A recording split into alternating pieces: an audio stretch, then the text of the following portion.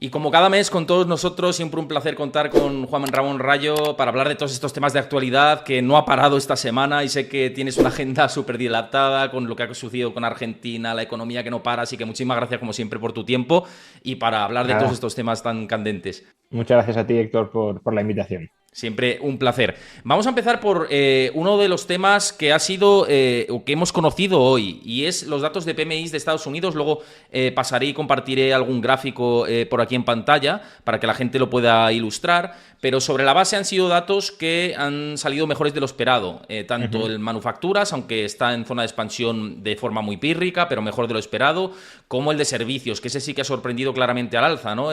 Con unas lecturas por encima de 53, y es algo que para nada estaba esperado.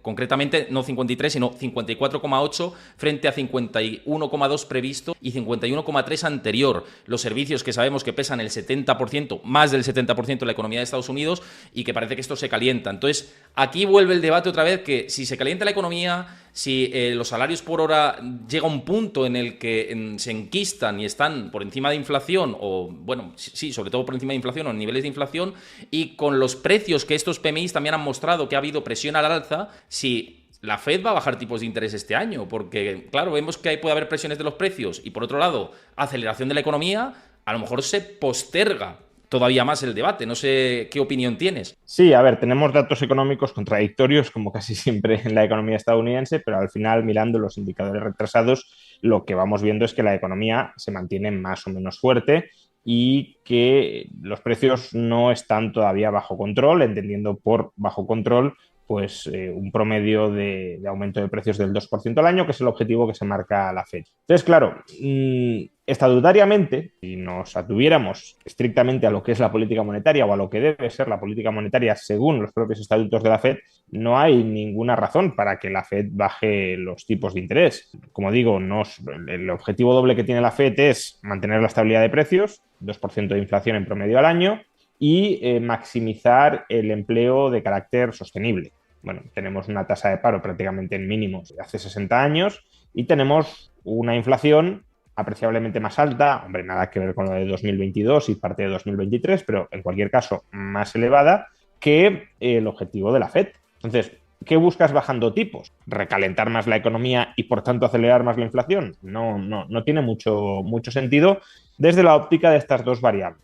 ¿Qué pasa? Que es cierto que existen otros objetivos, si lo queremos, extraestatutarios, informales, de la Fed, que pueden empujarla, ya lo veremos, a tomar la decisión de bajar tipos. ¿Y cuáles son esos objetivos extraestatutarios? Pues hay varios, ¿no? Pero uno ya hemos hablado de él en varias ocasiones, es pues la fragilidad del sistema financiero o de una parte del sistema financiero estadounidense, concretamente la banca regional, que está muy endeudada a corto plazo, muy invertida a largo, sin haber cubierto el riesgo de interés, y por tanto subidas de tipos encarecen el coste de su pasivo, no aumentan la rentabilidad de su activo, o al menos no de manera proporcional, y por tanto tienes un estrechamiento del margen de intermediación. Y eso, pues si lo traes a valor presente, significa en muchos casos descapitalización, insolvencia. Otro objetivo que es extraestatutario y que también puede tener la Fed es abaratar el coste de financiación del Tesoro. Aquí hay, lo hemos dicho también en varias ocasiones,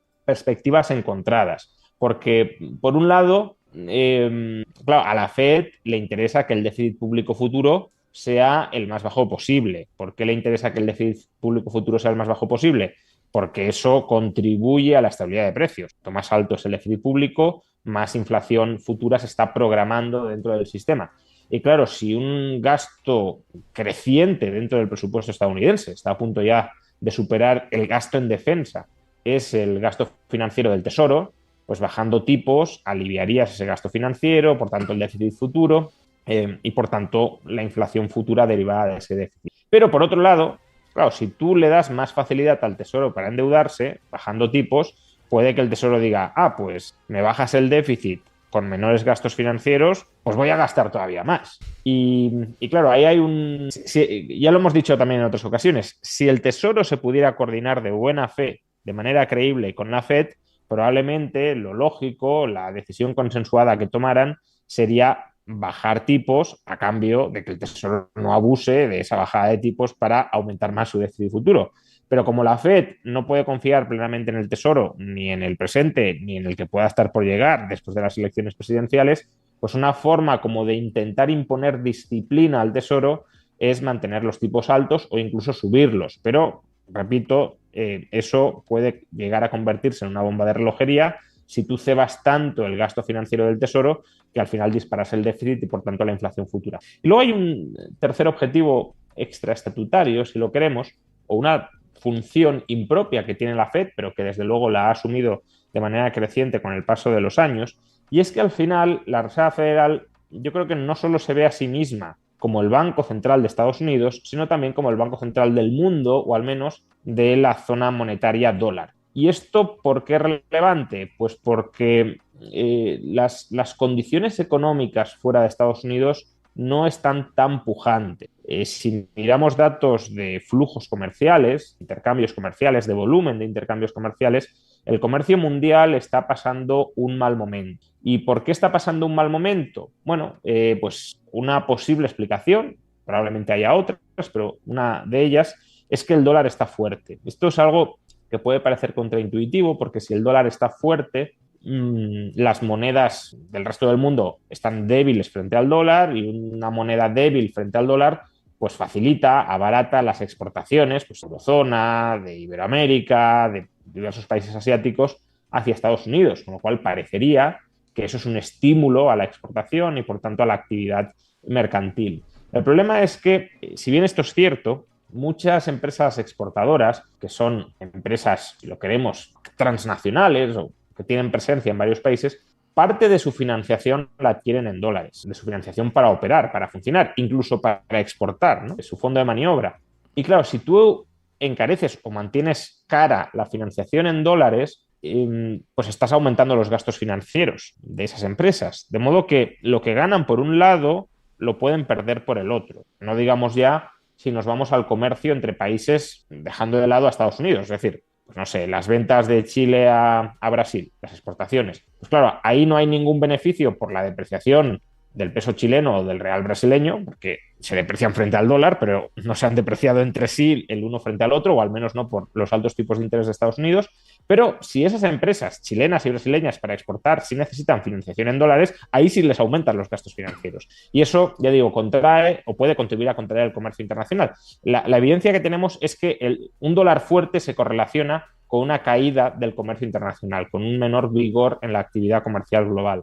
Y claro, si la Fed se ve a sí misma como Banco Central del mundo, no solo de Estados Unidos, aunque la economía estadounidense esté fuerte, si el mundo no está tan fuerte, quizá opte por bajar tipos de interés también para estimular la economía mundial, aún a riesgo de alimentar en mayor medida la inflación en Estados Unidos. Me parece, vamos, un análisis completo de toda esta situación y además hay que vincular todo esto que dices también a la Unión Europea, que ahora voy a eso, pero un apunte interesante con respecto a lo que comentas de que si al Tesoro le da por gastar e incurrir más en la dominancia fiscal que está imperando en Estados Unidos, si entramos en esta espiral, no puede ser peligroso al final para Estados Unidos o puede ser su potencial riesgo y me explico por qué, porque también se está conociendo el último dato de venta de bonos por parte de China de Estados Unidos, que es uno de los mayores tenedores, fue de más de 60.000 millones. China se está deshaciendo de bonos de Estados Unidos mientras está comprando oro para respaldar, o bueno, no es que esté volviendo al patrón oro, pero sí que de alguna forma está comprando oro físico para respaldar de alguna manera el yuan. No sé cómo ves estos movimientos y si es peligroso todo esto, este encaje geopolítico y geoestratégico y geoeconómico que se está produciendo en el mundo y sobre todo en el mercado de deuda. Sí, a ver, esto es algo que ya anticipó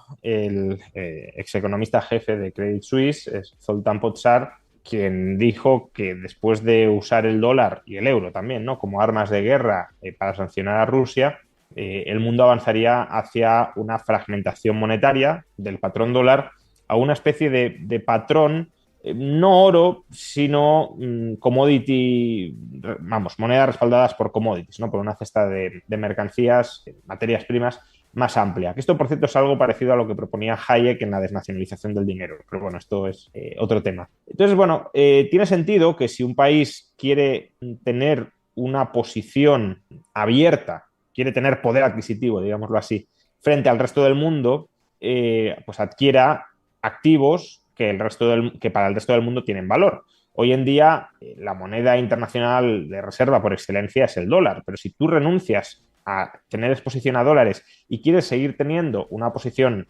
de poder adquisitivo frente al resto del mundo, pues tendrás que comprar otros activos que el resto del mundo desee, o que el resto del mundo, incluso en condiciones de estrés, de incertidumbre, de ruptura, de guerra, pueda querer intercambiar por lo que tú necesites, ¿no? Y claro, el activo monetario por excelencia, al menos hasta el momento en la historia de la humanidad, ha sido el oro. De manera que tiene sentido que China, si se quiere desvincular del dólar, compre oro, porque ¿qué otra moneda de reserva va a adquirir? Me explico, ¿no? Es decir, lo que no puede pretender China simplemente es tener una posición adquisitiva frente al resto del mundo con sus propios pasivos, con los yuanes. Es decir, si el yuan respalda al yuan, lo que estamos diciendo es que, en última instancia, la capacidad fiscal china respalda a su moneda, ¿vale? Y eso puede llegar a ser muy potente, sobre todo si China levanta el control de capitales y la convertibilidad desde dentro hacia fuera de su economía, pero aún así, claro, si tú únicamente haces descansar el poder adquisitivo de tu moneda en tu capacidad fiscal, si en algún momento esa capacidad fiscal está en entredicho o tiene problemas o al resto del mundo no le interesa adquirir un derecho de cobro contra tu capacidad fiscal porque no quiere tus bienes o porque se bloquea políticamente el acceso a tus bienes, ¿no? Imaginemos pues un embargo contra la economía china, pues claro, en ese caso, si no tienes otra cosa que ofrecer, digamos, si no tienes medios para pagar al contado, porque pagar en yuanes al final es como, o en dólares, me da igual, esto es moneda fiat. Entonces, como te compro hoy y ya te pagaré mañana. Ya te pagaré mañana contra los bienes que produce mi economía o que el Estado expropia fiscalmente de la economía. Pero claro, si ese intercambio aplazado te doy yuanes para que tú en el futuro con los yuanes compres los bienes que yo produzco, si eso se interrumpe y tú necesitas comprar fuera, ¿con qué pagas? Pues tienes que pagar al contado. Y pagar al contado significa entregar algo que sea en sí mismo deseado, que sea en sí mismo útil para los vendedores de bienes extranjeros. Y ese algo, en términos monetarios, es el oro, que no es el pasivo de ningún otro agente y por tanto es un pago al contado. Entonces, en ese sentido, tiene lógica que China esté desarrollando estos movimientos y Rusia podría desarrollarlos, aunque bueno, probablemente también se está metiendo y se irá metiendo más en una especie de área monetaria china, de influencia china. ¿Y esto qué problemas puede acarrear? Bueno, de entrada que la demanda global de dólares se reduce, porque la economía china era uno de los principales demandantes de dólares, o al menos de pasivos denominados en dólares, y por tanto, si deja de demandarlos, la demanda global, por definición, cae. Además, si hay un cierto movimiento en cascada dentro del área de influencia china hacia reducir reservas en dólares, pues todavía más. Y eso incrementaría las presiones inflacionistas de Estados Unidos si esas posiciones de las que se desprende China no son asumidas por estados, otros bancos centrales u otros agentes económicos en otras partes de la economía global. Y luego, claro, el hecho de fragmentar los patrones monetarios globales, pues área dólar, área no dólar, para entendernos, lo que lleva es a un encarecimiento y a un incremento de los costes de transacción de los intercambios globales. A día de hoy, digámoslo así, la moneda de liquidación de última instancia para todas las transacciones globales es el dólar. Si ya no hay una única unidad o una única moneda de liquidación global, pues cuando se produzcan intercambios entre áreas monetarias distintas, pues habrá un riesgo de cambio que le tendrás que pagar a alguien para que lo cubra. Por tanto, todo eso va encareciendo, sobre todo si no encuentras suficientes contrapartes, va encareciendo el comercio y por tanto va dificultando los intercambios entre. Luego, de riesgos cambiarios vamos a hablar luego con relación a Argentina, que se está hablando mucho de todo esto, sí. Pero déjame que comparta, como decía antes, el gráfico y sobre todo vinculando todo esto también a la Unión Europea, un momentito que compartimos.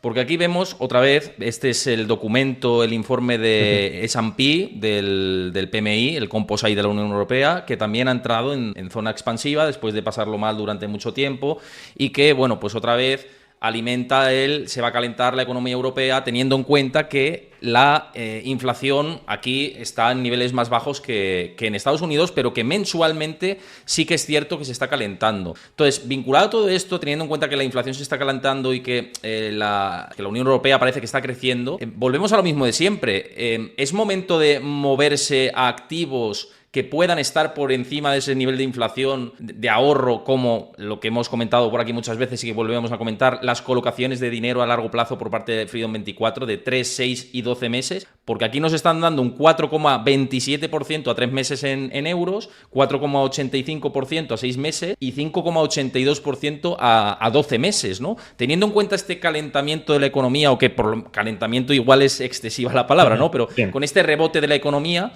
y con la inflación que parece que en términos mensuales pues está subiendo, para ti es momento también de optar por estos productos que a mí me parece, ya lo he dicho siempre, muy interesante. No es una recomendación de inversión, sino que yo hago. ¿Te parece óptimo? Bueno, a ver, Freedom tiene dos tipos de productos, ¿no? Que los dos pueden ser interesantes para un ahorrador de tipo conservador. Uno que es la cuenta D, que devenga intereses diariamente bueno, pues es inmediatamente reembolsable al acreedor. La cuenta D tendría sentido para todos aquellos que no quieran cerrarse ahora mismo un tipo de interés como el que ofrecen a más largo plazo, en realidad a medio plazo, estos planes de ahorro a 3, 6 y 12 meses, porque a lo mejor alguien espere que los tipos de interés van a subir. Yo creo que ahora mismo esa es una expectativa, pues, hombre, que no se puede descartar totalmente, sobre todo en Estados Unidos, pero no parece que esté sobre la mesa, sobre todo en Europa, donde, bueno, ya se nos ha dicho que va a haber una bajada testimonial y ya veremos a partir de ahí qué sucede. Entonces, si uno se quiere cerrar una rentabilidad más alta frente al riesgo, no de que suban los tipos y quedarse fuera de la subida, sino de que bajen y por tanto de que en el futuro ya no pueda aprovechar las rentabilidades actuales, pues bueno, obviamente tendría que apostar por alguno de estos productos a 3, 6 y 12 meses que están ofreciendo rentabilidades sustanciales y que si bajan tipos de interés, pues cuando se materialicen y se consoliden esas, o se constaten esas bajadas y esa tendencia a la bajada de los tipos de interés, pues esas rentabilidades que hoy están en el 4,2, en el 4,8 o en el 5,8, dependiendo del plazo, pues serán declinantes si la expectativa, ya digo, es a que bajen tipos. Entonces, bueno, si uno se quiere proteger frente a la inflación, creo que es absolutamente imprescindible que tenga algún tipo de producto que rentabilice su saldo dinerario, sea en Freedom 24 o a través de bueno, cualquier otro suministrador de este tipo de productos, pero creo que es importante que la liquidez la tengamos aparcada en alguna modalidad que remunere esa liquidez. Hoy mismo, por cierto, hace un rato he subido al canal un vídeo sobre cuánto dinero en cuenta corriente tienen los españoles, ¿no? Y claro, el dato es llamativo porque en el año 2022, encuesta financiera de las familias del Banco de España, el saldo medio en cuenta corriente de las familias españolas era de 27.500 euros, máximos históricos.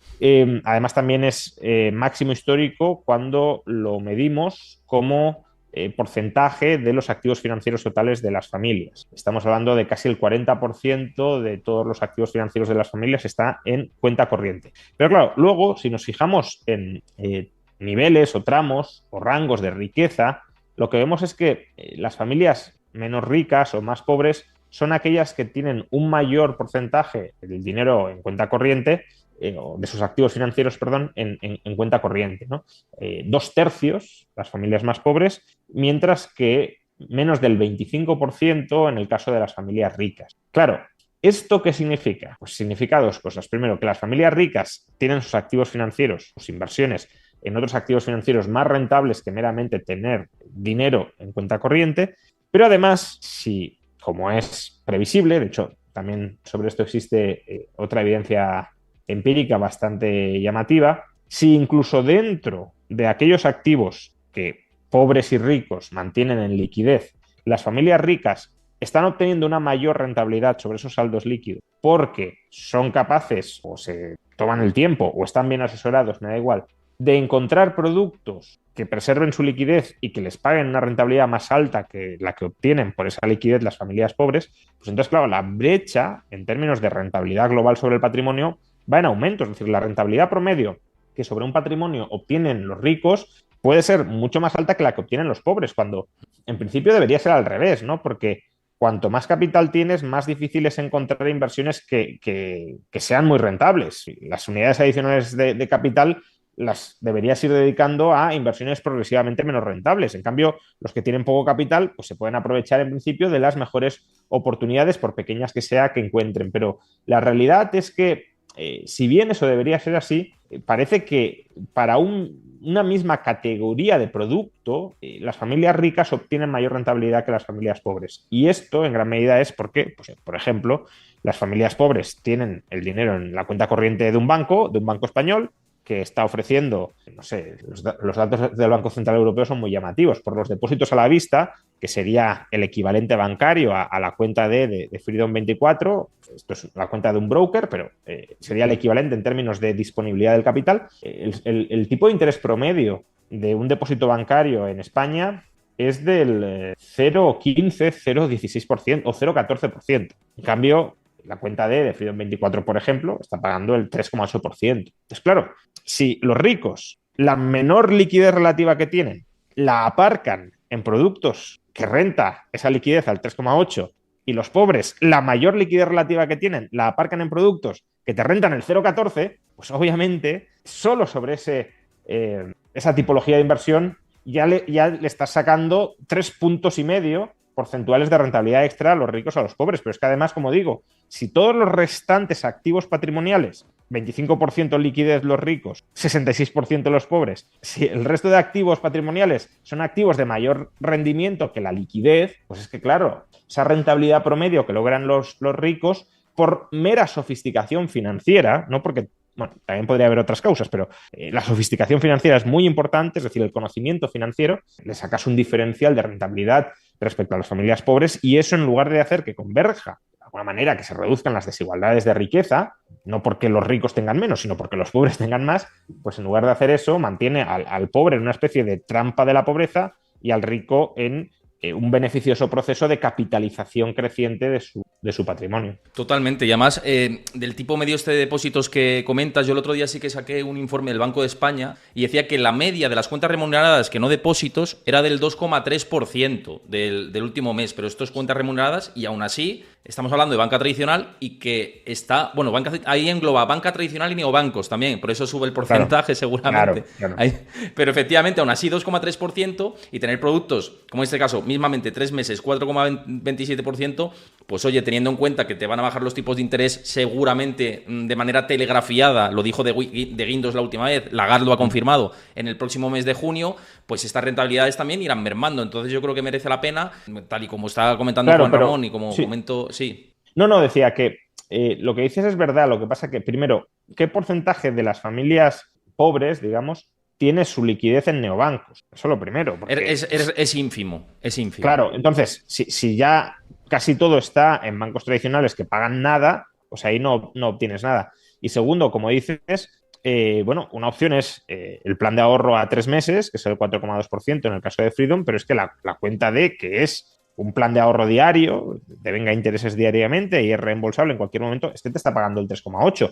Ya digo que puede ser de Freedom o puede ser otro producto similar de otro proveedor financiero, pero en cualquier caso, contentarse con la nada que está ofreciendo la banca tradicional por la liquidez te lleva al estancamiento y a la mediocridad financiera, porque luego los ricos, que no son ricos en muchos casos por casualidad, sino porque han adoptado buenas prácticas financieras, no se contentan con eso, sino que buscan rascar hasta la última décima para rentabilizar su capital, y opciones existen, como estamos viendo. La cuestión es pues no desatenderlas o no plegarse de hombros diciendo, bueno, pues si el banco de toda la vida me paga el 0,1% por mi liquidez, pues el 0,1% que me quedo. No creo que sea la forma más correcta de afrontar este problema. Ya que hablamos de combatir la pobreza y no quedarnos atrás, pues vamos a hacer en esta colocación de dinero a largo plazo, que se podría hacer lo que dices tú también en la cuenta D, efectivamente con esos devengos de intereses, pero a mí particularmente digo, oye, es dinero con el que no cuento, aunque se me queda bloqueado, pues hago esta colocación, 4,27% a 3 meses, pues vamos a meter, eso sí, el mínimo importe a invertir en estos productos son 1.000 euros, para que lo sepáis, como las letras del tesoro, funciona relativamente parecido, para que lo podáis entender. Y bueno, pues quien esté interesado, ya lo sabéis, tenéis el link a la plataforma en el comentario fijado de YouTube, en la descripción del vídeo, y os lo pasa Chris también por aquí, por el chat, para que os podáis descargar la plataforma y hacer, pues como yo estoy haciendo ahora mismo y os lo estoy mostrando. 1.000 euros los colocamos aquí a largo plazo, veis que me sale la orden, le damos a enviar pedido y ya tenemos esa colocación, y en 3 meses tendremos el dinero con los intereses devengados. Así que si estáis interesados, esto que he hecho es algo personal, hemos dado contenido educativo y divulgativo en términos financieros para que lo tengáis en cuenta. No es ninguna recomendación de inversión, sino pues estrategias que creo que pueden ser interesantes, que ya veis que yo lo he hecho.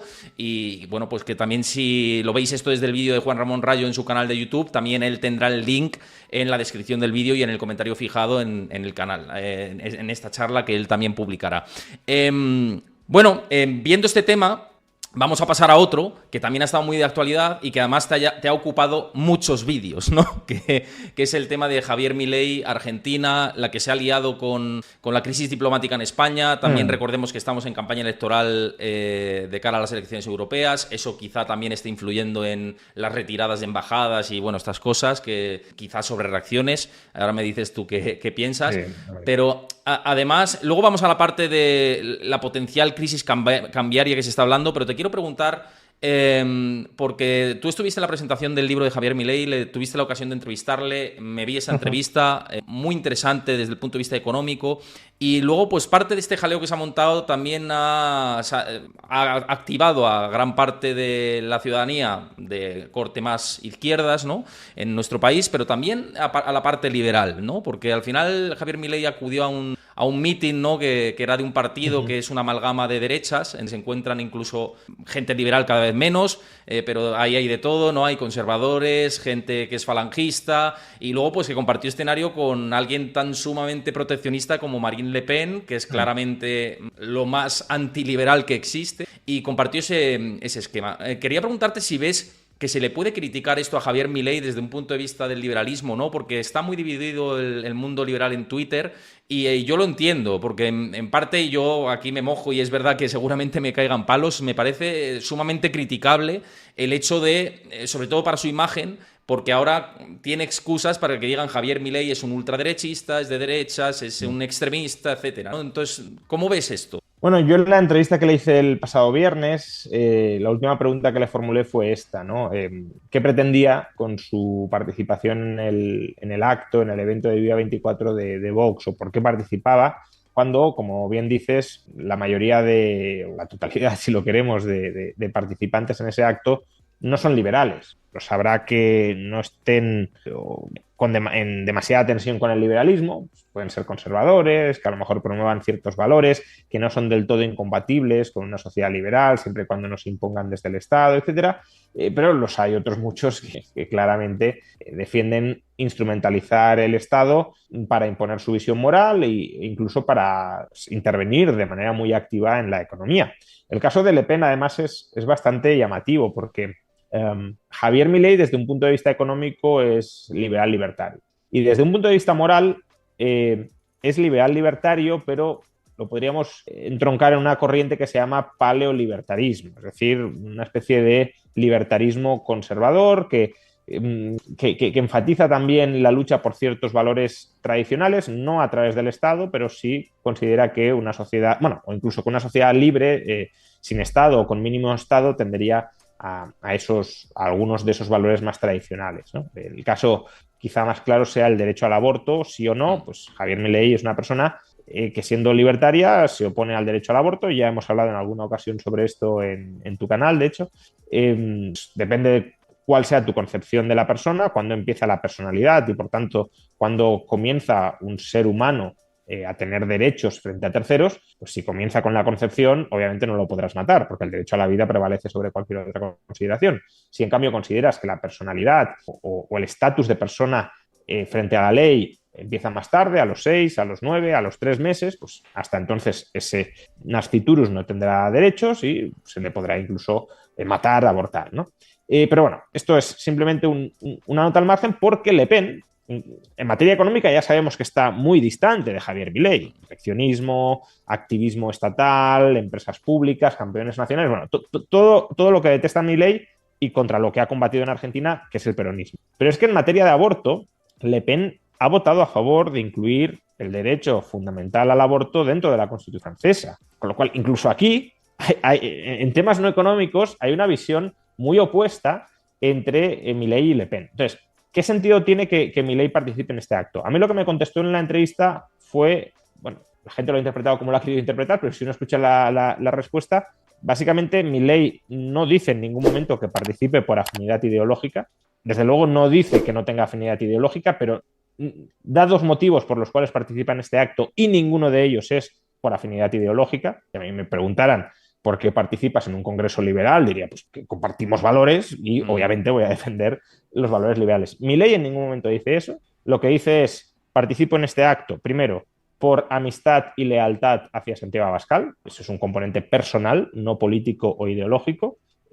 Lo que señala es que cuando Milei era un apestado, creo que llega incluso a utilizar esta palabra, un marginado, que nadie le reconocía nada, ni nadie se fijaba en él, al menos en la esfera internacional, Santiago Abascal le tendió la mano y que, bueno, pues ahora que Javier Milei obviamente es muchísimo más conocido internacionalmente que Santiago Abascal, pues le devuelve el favor.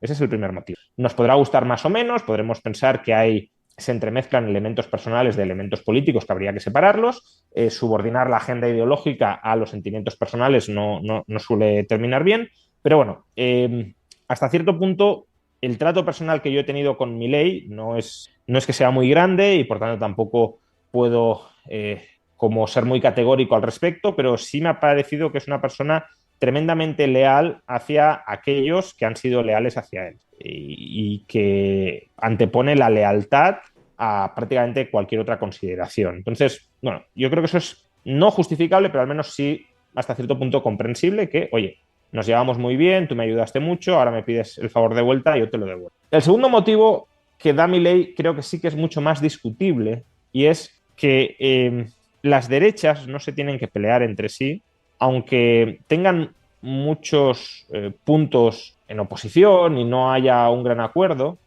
tienen que formar una alianza contra el socialismo o contra la izquierda más en general, porque según Javier Milei la izquierda es lo peor de lo peor. Entonces, que te tienes que aliar, yo diría incluso con el demonio, para derrotar a un mal incluso mayor. Entonces, Milei defiende esa especie de alianza de derechas antisocialistas, las cuales no son todas ellas, ni muchísimo menos liberales, pero bueno, si tenemos un enemigo común que es peor que los que están en mi lado, pues me alío con estos, al menos temporalmente, para derrotar a ese enemigo mayor. Yo creo que aquí hay varios problemas bastante serios. Primero, que no siempre la izquierda tiene por qué ser el enemigo mayor. Hay contextos o hay políticas en las que las derechas no liberales o antiliberales pueden ser el enemigo mayor. En el vídeo que hice para el canal pongo el ejemplo extremo que creo que incluso los partidarios de Milei no disputarán de si vivimos en una teocracia islamista que quiere reprimir enormemente los derechos individuales, pues lo que van a hacer los liberales no es aliarse con los conservadores de ese régimen, se aliarán con la izquierda si hace falta para intentar derrocarlo. Eso es lo primero. Y sin ir a ese caso extremo, puede haber otros muchos de alianzas más concretas, más específicas, donde tenga más sentido aliarse con la izquierda que con la derecha. De hecho, nota al margen, uno de los referentes intelectuales de Javier Milei es Murray Rothbard. Rothbard apelaba a esta política de alianzas con cualquiera y de hecho durante su vida intelectual y política Rothbard se alió y defendió alianza incluso con trotskistas porque tenían ciertos objetivos compartidos. Si no recuerdo mal, Rothbard, esto no es que lo recuerde mal, Rothbard estaba enormemente en contra de la participación de Estados Unidos en la guerra del Vietnam, pues obviamente se alió con trotskistas gritando no a la guerra. Y a cambio, si no recuerdo mal, los trotskistas creo que se sumaron a apoyar el patrón oro o algo así. Al final, bueno, tienes una alianza con trotskistas que es coyuntural, obviamente, porque Rothbard no era trotskista, pero que puede tener sentido en esa coyuntura concreta donde aliarse con el Partido Republicano, bueno, aunque en el caso de la guerra de Vietnam lo sostuvo el Partido Demócrata, pero bueno, si el partido militarista fuera el Partido Republicano, pues no tendría sentido aliarte con el Partido Republicano, ¿no? Entonces, ese es un primer problema, que no siempre te tienes por qué aliar con las derechas no liberales. En ocasiones te puedes tener que aliar con la izquierda frente a las derechas no liberales. Y en segundo lugar, bueno, hay otro problema, es el que tú señalabas, y es que yo creo que esto sí es criticable de Javier Milei, lo entiendo por razones diplomáticas, pero desde un punto de vista liberal no me sirve. Creo que Javier Milei, si participa en este tipo de actos, discutible estratégicamente si conviene o no, pero si participa en este tipo de actos, debería dejar muy claras cuáles son sus diferencias ideológicas con otras personas que participan en los mismos, para que no haya confusión, al menos de cara a la opinión pública, entre el proyecto que defiende Milei y el proyecto que defienden otros. Y esto Milei no lo hizo, entiendo que por no ser un invitado maleducado. Pero claro, si a ti te invitan a un sitio y empiezas a despotricar contra todos los otros invitados, pues el anfitrión, que en este caso es Santiago Abascal, diría, oye, aquí me has puesto patas arriba el gallinero. Pero aún así, creo que Milei no debería prestarse a participar en estos actos si no le permiten marcar, aunque sea educada y diplomáticamente, un perfil propio frente a los demás. Y el tercer problema es que esto de la política de frentes, nos aliamos en contra de un enemigo común, puede estar muy bien estratégicamente hasta que derrotas al enemigo común. Porque una vez derrotas al enemigo común y te toca gobernar, ¿qué programa aplicas? ¿El de Le Pen o el de Milei? Y aquí el enemigo ya no es el que has derrotado, ya el enemigo es el que tienes al lado, con el que te has aliado previamente para derrotar a ese mal mayor, ¿no? Y creo que aquí también las cuchilladas, que se han visto claramente en Vox, incluso sin gobernar, porque han tenido que definir ciertas propuestas programáticas y el sector más liberal pues quería meter ciertas cosas o se negaba a que entraran otras y al final han terminado defenestrados en su mayoría. Pero aquí también la animadversión que existe dentro del bloque de derechas, liberales y no liberales, es muy fuerte y creo que a veces no se percibe en toda su magnitud. Por ejemplo, hemos dicho que Milei y Le Pen son casi políticos antitéticos. Pero bueno, uno podría pensar que ellos no se perciben como tal o que al final, a la hora de la verdad, todos son apariencias de cara a la galería, pero que entre ellos se entienden bien. Pero no es así. Marine Le Pen, se levantó a mitad del discurso de Le Pen, de Milei, y se marchó. Y lo hizo como un gesto de agravio frente a Milei. No lo hizo porque tuviese prisa o no se tenía que levantar. Porque estaba frontalmente en contra, ¿no? Para demostrar que porque no le gustaba en absoluto el discurso. Y es lógico que no le guste nada. Probablemente ya conociera a Milei, me imagino que sabría las líneas maestras de lo que defiende, y volver a escuchar esos planteamientos que son tan opuestos a lo que ella defiende, que al final es una enmienda política de lo que ella defiende, aunque Milei no haya dicho, oye, voy a criticar el pensamiento de Le Pen, da igual, porque si tú colocas en el auditorio ciertas ideas que son opuestas a lo que está defendiendo Le Pen o a lo que tiene en el programa Le Pen, inevitablemente te sientes atacado, te sientes criticado, y por eso Le Pen se marchó. Pero este tipo de agravios internos y de luchas, si lo queremos, por el poder y por la influencia interna, no se visibilizan públicamente y creo que generan una sensación de que hay mayor armonía dentro de ese bloque de la que realmente hay, y por tanto ni siquiera como un movimiento eficaz antisocialista creo que tiene demasiado futuro, porque se matarían entre ellos antes de llegar a buen puerto, como ya ha hecho Vox internamente o Vox respecto al PP. Bueno, al final Milei dio un argumento para justificar su presencia, que es que el poder es un juego de suma cero. Para que no lo tenga la izquierda lo tenemos que tener nosotros, o si lo tiene la izquierda no lo tenemos nosotros, y por tanto todo lo que no es izquierda se tiene que juntar para quitarle el poder a la izquierda. Pero es que precisamente porque el poder es un juego de suma cero, eso también es aplicable dentro del bloque de la derecha. Y por tanto, claro, si lo que decía antes, si gobierna Le Pen, no gobierna Milei, o las ideas de Le Pen no gobiernan las ideas de Milei, y viceversa. Y por eso también, dentro de ese bloque, saben, incluso en el mejor de los casos, que la alianza es meramente coyuntural y que una vez derrotado al enemigo común han de empezar a matarse entre sí. Y eso tampoco creo que sea una forma de construir ninguna alternativa viable y duradera para una sociedad. Yo creo que es muy interesante todo lo que dices y aclara bastante muy bien todos los puntos y ver pues estas diferencias que existen dentro de este espectro. Asistieron a este evento del que estamos hablando. Pero claro, por cerrar el tema, ¿no? A mí yo creo que me da la sensación, esto ya entro en terreno opinativo, ¿no?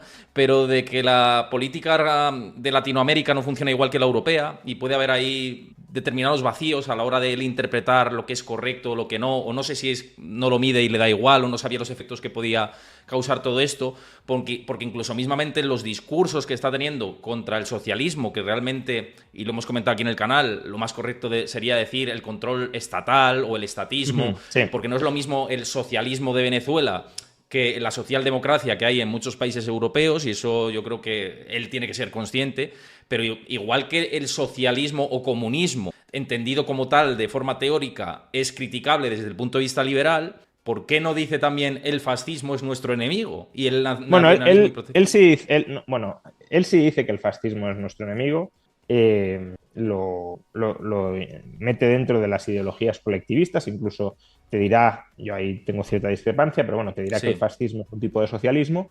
Lo que pasa que Milei o bien no equipara ciertas ideologías derechistas presentes en Europa con el fascismo, o si lo hace, en este caso, no lo explicita, ¿no? Si considera a Le Pen neofascista, que no sé si él la considera o no, pero si la considera neofascista, desde luego no explicita en público, en ese caso, su oposición a Le Pen. Lo cual no significa que Milei tenga buena opinión de Le Pen, que probablemente no la tenga y la tenga casi tan mala como la de cualquier socialista. Pero, bueno, entiendo que ahí no lo justifico, solo estoy, en este caso, estrictamente explicando su comportamiento desde su punto de vista. Entiendo que ahí, como decía antes, no ha querido generarle un desplante a Santiago Abascal, con el que tiene buena amistad, criticando a uno de sus invitados en público. Pero a mí, la verdad, como político que tiene que generar alianzas estratégicas, pues bueno, no lo sé. Él sabrá mejor de geopolítica que yo, pero desde luego como referente liberal libertario a mí no me sirve en absoluto que por amistad, por conveniencia, las profundísimas diferencias que existen entre el proyecto de Milei y el proyecto de Le Pen, o el proyecto de Vox, cuando termine definiéndose mínimamente, que no salgan a la luz simplemente para no generar discordia dentro del bloque antisocialista. Es que, como digo, el enemigo de mi enemigo puede ser también mi enemigo. No hay por qué montar alianzas per se en cualquier momento, en cualquier coyuntura. No reniego de ellas en algunos, pero que no son alianzas perpetuas ni naturales. Y en cualquier caso, aunque montes alianzas, deberías dejar muy claro, nos oponemos, o sea, como Rothbard con los trotskistas. Es que Rothbard no decía, nosotros somos como los trotskistas, o no obviaba esa cuestión. Claro que estos señores están tremendamente equivocados en casi todo, pero creemos que conviene unirnos ahora mismo para combatir contra esto en concreto, contra la guerra de Vietnam. Vale, bien, pero dejas muy claro que no eres ellos y que cuando hayáis conseguido ese objetivo serán el enemigo. Aquí, por desgracia, esas fronteras no están suficientemente marcadas y creo que genera conflicto. Bueno, por pasar a temas de economía, obviamente te tenía que preguntar de todo esto porque es el tema de la actualidad. También seguí a Juan Ramón Rayo en su canal de YouTube, donde está publicando vídeos sobre todo esto, pero de viva voz y charlando contigo, pues vemos muchas cosas y tu posicionamiento y tu postura, yo creo que se agradece. Pero yendo a materia económica, hemos conocido esta noticia que estaba aquí en pantalla y que la tenía mostrada. Luego hablaremos de vivienda en la parte final del programa, de este decálogo del Banco de España, que la última vez os interesó mucho la vivienda y vamos a repetir. Pero aquí esta noticia del Economista dice: el plan monetario Milei funciona, las reservas ya están en positivo y acercan la dolarización. Y esto, además, hay que añadir las últimas informaciones y noticias de que pues los tipos de cambio se han disparado en los últimos días, sobre todo hemos visto muchas informaciones con respecto al dólar blue, etcétera, y se está hablando de corrida cambiaria. No sé qué posibilidad ves de todo esto, si viene una crisis de este tipo, hay medios argentinos que están apuntando a esta dirección, puede ser un aprieto, no sé cómo ves esta situación. Bueno, a ver, los mismos que hoy hablan de corrida bancaria hace unas semanas hablaban de atraso cambiario, es decir, que el tipo de cambio no había reflejado todavía toda la depreciación, toda la pérdida de valor que había experimentado internamente el peso, inflación acumulada, ¿no? Básicamente, la inflación se ha disparado en los últimos meses y el tipo de cambio se había mantenido estable, con lo cual, bueno, aquí había una cierta contradicción que se tenía que resolver o con una depreciación cambiaria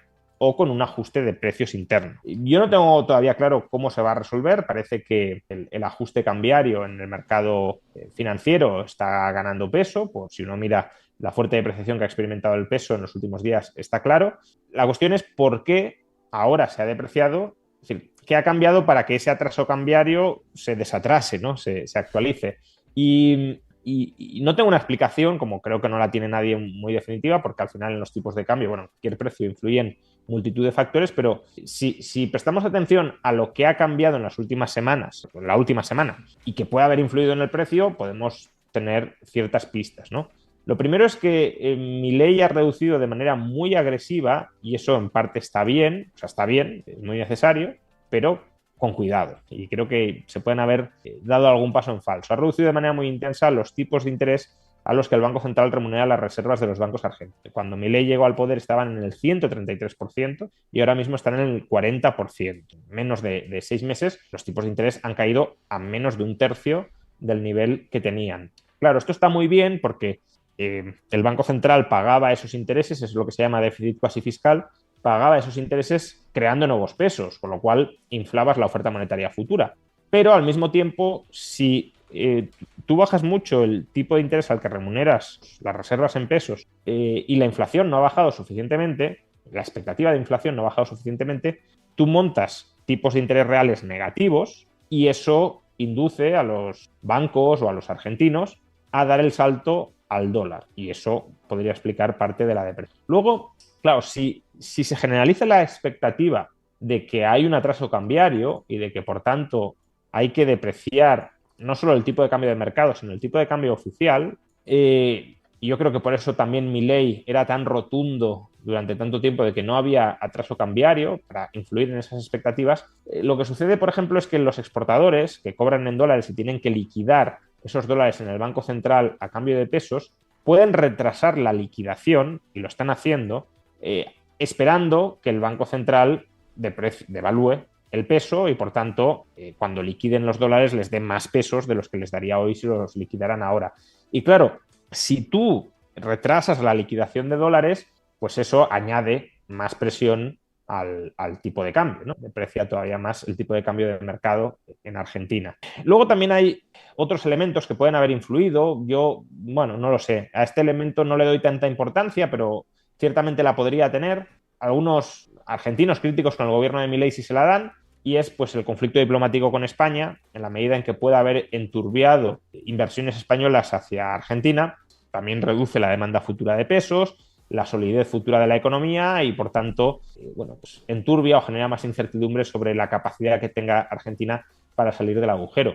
Y por último, también se ha producido en los últimos días un fracaso, bueno, podríamos hablar de fracaso de Milei o sabotaje político contra Milei, según lo queramos ver, y es que el famoso Pacto de Mayo, pacto entre el gobierno federal y los gobernadores provinciales, por el cual se tenía que aprobar la ley de bases y ratificar el decreto de necesidad y urgencia, eso se ha retrasado sine die. Es decir, Milei no está consiguiendo que el Congreso le apruebe la ley de bases, que es muy importante para relanzar el crecimiento económico dentro de la Argentina y, por tanto, afianzar el ajuste fiscal, la credibilidad del ajuste fiscal. Entonces, eso también se ha caído en la última semana. Entonces, se han juntado muchas cosas, tipos de interés reales negativos, menor liquidación esperado de los ingresos por dólares de los exportadores agrarios, que era una de las grandes bazas con las que jugaba esta administración, ¿no?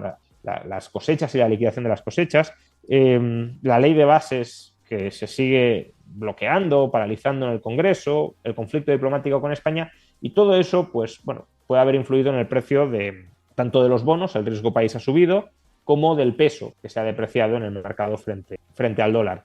Al final, estos precios de los pasivos argentinos, de los bonos y de los pesos, son un termómetro de la credibilidad que tiene el Estado frente al mercado de conseguir estabilizar la situación financiero-fiscal del Estado. Y todas las noticias que he mencionado antes como que van en detrimento de esa capacidad de estabilización y, por tanto, es lógico que, al igual que cualquier otro activo financiero, cuando hay más miedo, más incertidumbre, más dudas sobre la capacidad de ese ente, de ese Estado de salir adelante, pues que sus pasivos se deprecien, tanto el peso como los bonos pagaderos en pesos.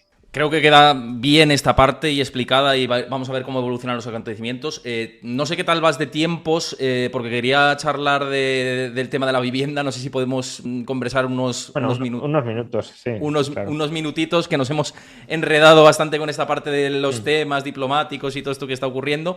Pero precisamente hace poquito escribías este artículo en el Confidencial del decálogo del Banco de España para abaratar la vivienda. Estamos viendo que España está teniendo un proceso de encarecimiento de la vivienda, de los alquileres, etcétera. Lo tocamos en el último programa y parece que el Banco de España daba con la tecla, ¿no? Y decía, faltan 600.000 viviendas, creo que comentaba en este último informe. Me parece que eran 600.000 viviendas. Ahora me corrige si no es así. ¿Qué te ha parecido todo esto? ¿Te parece una solución? Y luego te entro en otra pregunta más después, que me están haciendo últimamente por redes y que dicen que es el problema de la vivienda. A ver qué te parece a ti. Pero esto del Banco de España, ¿crees que es una solución clara para abaratar el precio de la vivienda? O sea, yo creo que las 10 medidas que menciona el Banco de España en su informe anual de 2023, el capítulo cuarto está dedicado a la situación del mercado de la vivienda. Creo que es un capítulo muy recomendable para cualquiera que se quiera ubicar en el mercado inmobiliario español y también que quiera invertir en el mercado inmobiliario español, porque bueno,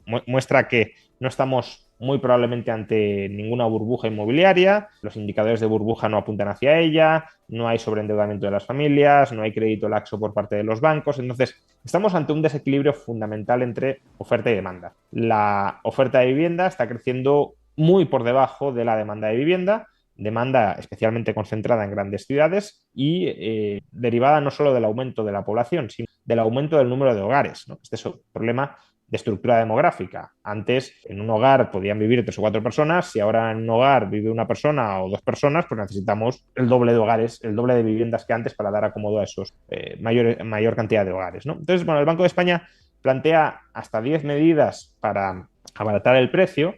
Básicamente se podría resumir en facilitar la construcción, el cambio de uso del suelo. Si tienes suelo que es industrial o comercial y ahí no hacen falta o es prioritario que haya viviendas en lugar de fábricas o comercios, pues posibilita el cambio de uso, ¿no? de ese suelo. Luego, no estar cambiando continuamente las normas, generando incertidumbre sobre los propietarios. También promover la vivienda social, es decir, no es que el Banco de España sea una institución claramente liberal, sino que plantea también mayor necesidad de actuación de las administraciones públicas para incrementar la oferta de vivienda. Incluso se plantea la posibilidad, esto con muchos matices, porque el Banco de España tampoco lo ve claro, pero se plantea la posibilidad de restringir el alquiler turístico para que haya más vivienda para los locales y no tanto para los turistas, pero bueno, también dice que, claro, esto tiene consecuencias negativas y que no está muy claro que el saldo coste-beneficio sea positivo de adoptar esta medida y que habría que estudiarla, pero que, bueno, en principio lo plantea como una posibilidad. También bajar impuestos a la compraventa de vivienda, ya que encarecen el proceso, facilitar la rehabilitación de vivienda para que el stock de vivienda vacía no habitable salga al mercado y por tanto se vuelva habitable, etcétera, ¿no? Entonces, claramente, si uno mira las medidas propuestas por el Banco de España, son todas propuestas dirigidas a aumentar la oferta privada o pública de vivienda, porque el gran problema de la vivienda en España es ese, es que falta vivienda. Es verdad que luego tendrás zonas de las ciudades donde hasta que al menos cambien las preferencias o las necesidades de los ciudadanos, no vas a poder aumentar mucho la oferta, van a ser zonas premium de las ciudades y por tanto van a tener un precio desorbitado. ¿Todo el mundo puede vivir en el centro de Madrid? Obviamente no. Y si todo el mundo pretende vivir en el centro de Madrid, pues los precios se van a disparar y el mecanismo de racionamiento de mercado se da los mayores precios. Pero el problema de la vivienda en España ya no es que todo el mundo no pueda vivir en el centro de Madrid o en el centro de Barcelona. El problema es que incluso en la periferia de Madrid, en la periferia área metropolitana de Barcelona, los precios están carísimos, tanto de compraventa como de alquiler. Y ahí donde se puede incrementar la edificabilidad, donde se puede incrementar la oferta de viviendas, es donde hay que actuar para que, bueno, si uno quiere pagar el sobreprecio de vivir en el centro de Madrid, lo pague, si puede, claro, si puede y quiere, pero si no puede o no quiere, tenga la opción de vivir más lejos del centro de Madrid, pero a precios asequibles, no a precios igualmente desorbitados. Fíjate que hay mucha gente, que es lo que te quería decir, que me argumenta por el canal de YouTube, que si veis esto desde YouTube también sigáis el canal, os suscribáis y escribáis vuestro comentario de que está apareciendo todos estos comentarios que nos está comentando por aquí Juan Ramón Rayo, y me dicen que el problema es la inversión inmobiliaria, y yo les argumento que no, y la razón es por qué no, pero quiero ver tu punto de vista con respecto al tema de la inversión inmobiliaria, los alquileres turísticos, los Airbnbs, etcétera. ¿Todo esto se está comiendo parte de la oferta disponible o no? Y si en este caso se come parte de la oferta disponible, la solución al final sería la misma, ¿no? Aumentar ese stock de vivienda, ¿no? Para absorber la demanda turística y la demanda nacional, ¿no? Eso por supuesto. Si es posible aumentar la oferta, pues debería aumentarse la oferta para dar cabida a la demanda extranjera turística y a la demanda nacional. Es verdad que puede haber zonas donde la oferta no se puede incrementar. En general se puede incrementar hoy por hoy en cualquier parte. Lo que pasa es que cuando hablamos de poder, muchas veces queremos decir querer incrementar. ¿En el centro se puede incrementar la oferta? Por supuesto, puedes construir edificios mucho más altos. Ahora, ¿queremos que el centro de las ciudades tenga muchísima más densidad de población con edificios muchísimo más altos? A lo mejor no. Entonces, si no se quiere eso, no se hace y por tanto no se puede aumentar la oferta. Y si no se puede aumentar la oferta y hay parte de la oferta que está copada por otros usos alternativos, como el alquiler turístico, claro que el alquiler turístico puede encarecer los precios y volver menos accesible la vivienda. La cuestión es en qué magnitud lo ha hecho hasta el momento, ¿no? Y la evidencia que teníamos disponible hasta el momento es que en Madrid no estaba afectando significativamente y en Barcelona, pues algo, pero tampoco una barbaridad. Es decir, que el grueso del aumento de precios no se debe a este factor. Es verdad que los estudios son años 2018, 2019, pueden haber cambiado las cosas, pero en cualquier caso, si quieres otro día hablamos del alquiler turístico porque es un melón muy, muy interesante. Hay muchos alquileres turísticos que se montan en locales comerciales que se reconvierten en alquiler turístico, por lo tanto eso por definición no reduce la oferta de vivienda que había previamente, porque el local comercial no se utilizaba como vivienda. Si puedes montar un bar y es preferible montar una especie de hostal, porque al final un alquiler turístico no deja de ser una especie de hostal, ¿en qué sentido cambiar un bar por un hostal reduce la oferta de vivienda para los nacionales, ¿no? Pero bueno, ya digo, no es inimaginable que esto pueda afectar, pero si con inversión inmobiliaria no se refieren únicamente a este tipo de prácticas, no sé si se refieren a que entren fondos inmobiliarios a comprar vivienda para sacarla en alquiler, hay que dejar bastante claro que ese tipo de inversión inmobiliaria no encarece el precio de la vivienda, al contrario, lo puede abaratar. Una de las medidas que plantea el Banco de España, de hecho, es profesionalizar el mercado del alquiler en España para abaratar costes y, por tanto, abaratar los alquileres. O sea, la única forma en la que la inversión de grandes fondos en vivienda pueda encarecer el precio de compraventa o el precio del alquiler es que los fondos compren vivienda y la dejen vacía. Ahí sí, claro, si tú compras vivienda y la dejas vacía y no la ocupas, impides que sea ocupada, pues reducirás las unidades de oferta efectivas. Pero es que los fondos no hacen eso. Los fondos compran para alquilar. No tiene mucho sentido que un fondo compre para no alquilar, salvo que tuviese tal cantidad de viviendas en un área geográfica que dejando de alquilar algunas incrementara mucho el precio de las que sí alquila y lo que pierde por no alquilar ciertas unidades lo gane por el sobreprecio que puede cobrar en las restantes. Sí, en un contexto de burbuja, por ejemplo, como vimos en 2007, 2006, sí que hubo mucho exceso. No, pero es que la situación actual es muy distinta de la de muy 2006 muy distinta, o sí, 2007. O sea, si a lo que se refieren es que la inversión inmobiliaria está generando una burbuja, hoy por hoy no es así. Eso no significa que el precio no pueda llegar a caer en algún momento, pero desde luego nada parecido a lo de 2006-2007,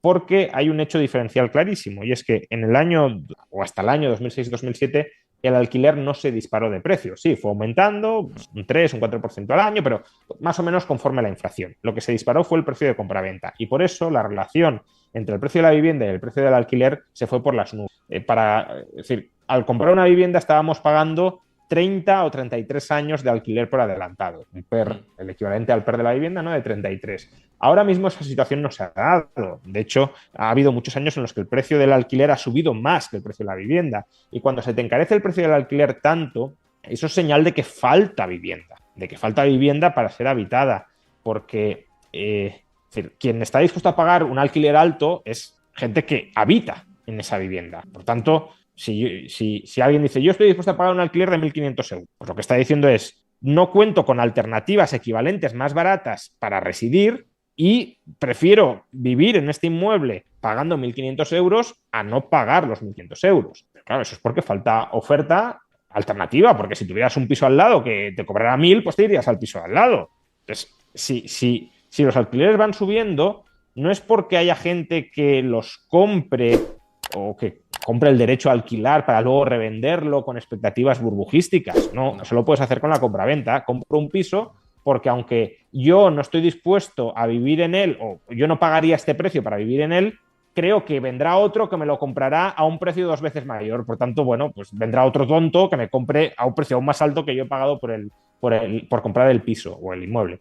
Con el alquiler eso no sucede. No hay reventa de alquileres y en cualquier caso, bueno, no hay un mercado secundario realmente para el alquiler, ¿no? Puedes tener su parriendo y demás, pero es muy poquita cosa. Entonces, si no hay esa toma de posiciones especulativa en contratos de alquiler, que es algo bastante marciano, el precio del alquiler es un precio spot, es un precio spot determinado por fundamentales, y si está determinado por fundamentales, lo que te está diciendo es que falta oferta en relación con la demanda de alquiler de vivienda. Y si tú capitalizas el alquiler en compraventa, pues lo que tienes es la justificación de precios de compraventa mucho más altos, porque si compras para alquilar, obtienes rentabilidades muy altas, o sea, muy altas. Si no subieran los precios, obtendrías rentabilidades muy altas si suben los alquileres, ¿no? Con lo cual el precio obviamente también se encarece. Pues el tema de los alquileres turísticos, que me gusta mucho, si te parece lo comentamos en la próxima charla. También dejádmelo aquí en directo en el chat si queréis que lo toquemos en la próxima charla que tenga con Rayo y tú, ponerme un comentario. Sí, me interesa mucho este tema y lo comentamos en la siguiente charla. Nos hemos pasado bastante, pero al final lo que digo, la actualidad también mandaba. Así que muchísimas gracias por este exceso de más de tiempo en el programa, Juan Ramón Rayo. Nos vemos el mes que viene y a vosotros, que muchísimas gracias también. Ha sido un placer y nada, con muchos temas la próxima vez, seguro que también. Claro que sí. Pues muchas gracias, Héctor, y nada, nos vemos próximamente.